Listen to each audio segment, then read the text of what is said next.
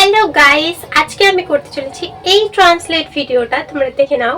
आओ तुम भी आज सुन लो, दास्तां है ये कि एक था नौजवान। কি ভিডিওটা এর পরের পার্টে দেখাবো।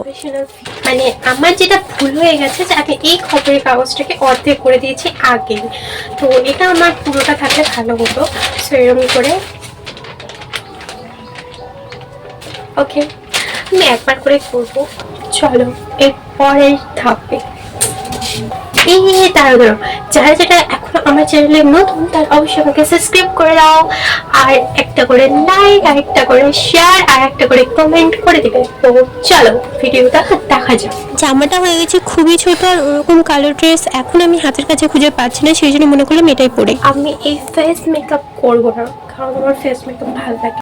আর নায়িকাটা এখানে করেছিল মানে সাইডে পার্টিশন টাইপের করে চুলটা উল্টে দিয়েছিল, তো আমি সেটাই এখন করার চেষ্টা করছি, মানে সেম হেয়ার স্টাইলটা রাখার চেষ্টা করছি। সেম তো কোনো কিছুই হয় না, বাট তাও আমি আর কি রাখার চেষ্টা করছি।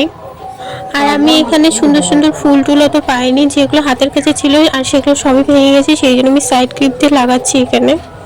আমি ভেবেই নিয়েছি যত যা ফুল টুল পাই সবই এখন লাগিয়ে দেবো, যতগুলো আছে সবটি টেনে টুনে বের করে নিয়েছি।